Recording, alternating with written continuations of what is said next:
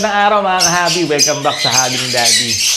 Sa mga bago nating tagapanood, huwag niyo pong kalimutang pindutin ang subscribe button at i-turn on nyo na rin ang inyong notification bell para updated kayo tuwing mag-a-upload tayo ng mga topic tungkol sa pag-aalaga ng ibon, pag-breed, pag-tame, pag-handfeed at pag-free flight ng mga iba't ibang klase ng ibon na meron tayo dito sa ating ibunan. Ngayon po ang topic natin na pag-uusapan ay tungkol sa purity, no? Ito yung naisip kong topic eh. Pero tungkol ito doon sa mga mutation na hindi mahaluan ng hindi tamang mutation na dapat ay na i-cross sa kanya, no? Kaya tinawag ko na purity para nang sa ganon hindi tayo malito at hindi magkaroon ng problema kapag naghalo-halo yung mga mutation na hindi dapat nagsasama sa isang ibon. Ano po bang mga mutation yan? Ito rin pong topic natin ang sasagot sa mga katanungan ng ilang kahabi natin kung po pwede bang i-cross o pagparisin ang iba't ibang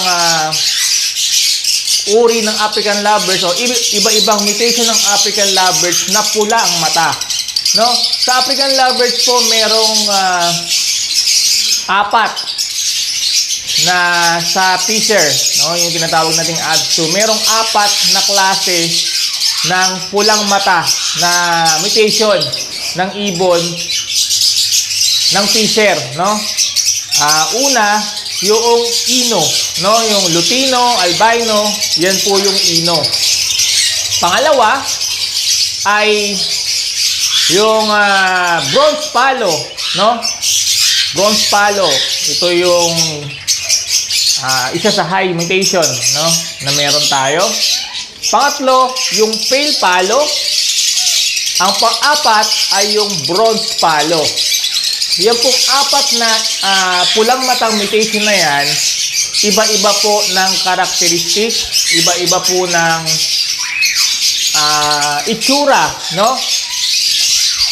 At kaya, pero pare-pareho sila ng mode of inheritance, no? Kung paano na isasalin sa mga anak nila yung ganong mutation. Pare-pareho po silang recessive, no? Ito pong pinag-uusapan natin ay sa Fisher. Kasi ang Ino sa ADS1 o yung Rosicoli, no, hindi po siya recessive. Sexting po yun.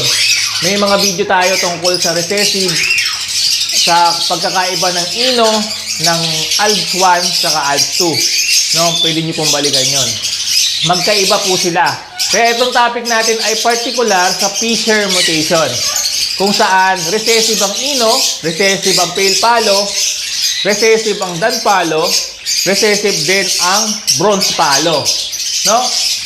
Ang tanong ng ibang habi natin, pwede bang pagparisin ng Ino sa Pale Palo, maglalabas ba ng pulang mata? Hindi po.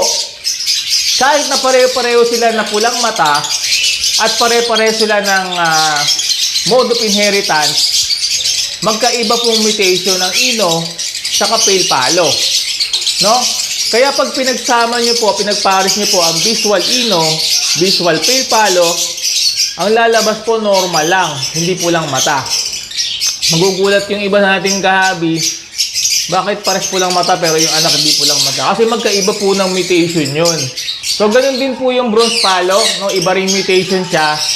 Doon sa apat na pulang matang mutation, pag pinagbangga-bangga nyo po yan at magkakaiba ng mutation, kinross nyo yung Ino sa Pale Palo o kaya Ino sa Bronze at Ino sa Dan or Pale Palo sa Dan, Pale Palo sa Bronze, hindi po yan mag-aanak ng pulang mata kasi iba-iba po ang mutation na yan, no? Kaya yan po yung ating iniiwasan na magkahalo-halo. Kasi po, may mga breeder po at merong mga gusto po yung pure, yung makuha nila. Halimbawa, pure Ino lang, pure Pale Palo lang, pure Dan Palo lang, lalo kung Dan Palo at Bronze Palo. Ang gusto po natin dyan, pure. Walang halong yung Dan Palo mo, walang halong Pale Palo. Yung Dan Palo mo, walang halong Ino. Yung bronze palo mo, ayaw mo rin na may halong pail. Ayaw mo rin na may halong ino. Bakit? Kasi, pag po yan nagka-cross-cross na at napagparis na yung mga ibon na merong split sa iba, no, halimbawa, dan palo mo merong kargang pail, no, na-split pala sa pail yun, na iparis mo ngayon sa split din sa pail, maglalabas po yun ng pail palo, dan palo, o kaya pail palo na mukhang dan palo na may i-out mo na dan palo pero hindi pala siya dan palo. So magkakaroon ng problema doon sa mga kumukuha ng ibon sa'yo o kukuha ng ibon sa'yo o mismo doon sa breeding mo. Magkakaroon ka ng problema kasi naghahalo ng hindi mo alam, hindi mo namamalayan, naghahalo na yung iba't ibang mutation ng mga pulang mata. Kaya ako po dito sa Habi ni Daddy, kung kumukuha tayo, yung unang aqua mutation na kinuha natin ay may karga split pail palo. So, hindi natin siya pwedeng gamitin sa project dan palo. Kaya kumuha ako, ito yung kinuha ko, kay Kahabi Sisak Aviary na aqua bluetooth split dan palo. Mahal po yan, nasa mid 5 digits po. No, medyo may kamahalan. Kung nakita niyo po yung pinost ko na namatay na ibon, mas mahal pa po siya doon. At bakit tayo kumukuha ng ganon? No? Meron naman na akong aqua. Kasi iniiwasan natin na mag-cross yung pail palo at dan palo. Pero nangyayari na po yan sa ibang ibunan, malamang. Kaya ako po ay naggagawa ng ganitong vlog para maging aware tayo na posibleng magkaroon ng ganyan. At siguraduhin po natin sa mga kapwa ko breeders na hindi ganyan yung inyong mga ibon. Kasi pwede tayong balikan ng ating nung kumuha sa atin na bakit ganon. Na hindi na pala pure yung ating mutation na nadidispose doon sa mga kahabi natin. So maging maingat tayo. Kaya mag-ingat po tayo sa pag-acquire ng ibon at mag-ingat din tayo sa pag-breed, pag-crossbreed ng iba't ibang klase ng mutation. So sa akin po, kahit na mag-invest tayo, meron na tayong existing na aqua, pero kumukuha pa tayo ng iba para nang sa ganon maiwasan natin yung pagkocross ng iba't ibang mutation ng pulang mata na yan. Para nang sa ganon, mapanatili natin yung purity ng mutation. Kung ino yan, sa ino mo lang siya ipaproject. No? Kung yung mga ino, mga lutino, albino, cremino, doon mo lang siya ipaproject. Kung pale palo yan, sa pale palo mo lang siya ipaproject. No? Kung dan palo yan, puro sa dan palo mo lang siya din ipaproject. No? Puro ganon. Huwag nating i-cross sa iba. Kung bronze palo, ganon din. Huwag natin i-cross sa iba. Dahil pagka ganon ginawa natin, dadating yung time na magkakaroon ng kaguluhan doon sa mutation na mapuproduce ninyo or ng mga kahabi natin na makakakuha sa inyo. Kaya iwasan po natin yung ganoon dito sa ating pag-aalaga ng ibon. Nang sa ganon, maging pure yung mga mutation nitong mga ibon na inalagaan natin. Ganon din po dun sa project ng pagpa-project ng from species to species.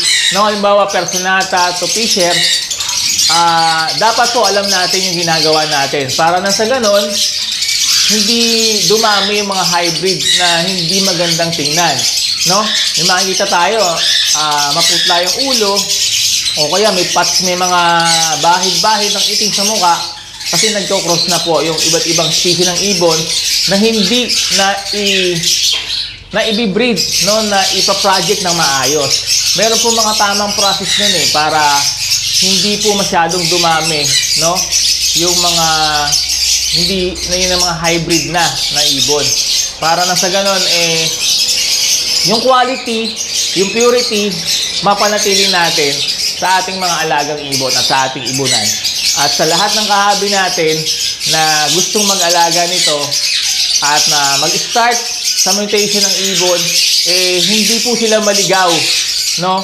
Doon sa pagpa-project nila dahil sa maling pagkukross ng mga mutation na dapat hindi nagpapare o hindi natin dapat pinagpapare. So sana may napulot kayo dito sa ating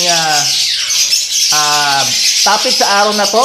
Kung magkano yung nakuha nating Danpalo Aqua Bluetooth Split Dan ay medyo mahal. PM nyo lang po ako kung gusto nyo magtanong. At yan din po ay katunayan na hindi pare-parehas ang itsura ng ibon. No? Minsan kala mo mukhang normal lang, pero ang mahal pala. No? Kaya alamin po natin yung tungkol sa mutation. Mas maganda yung alam natin para nang sa ganon, naka-in tayo dun sa topic na mga pinag-uusapan. Okay mga kahabis, salamat po sa patuloy niyo po sa panonood. God bless po sa inyo lahat.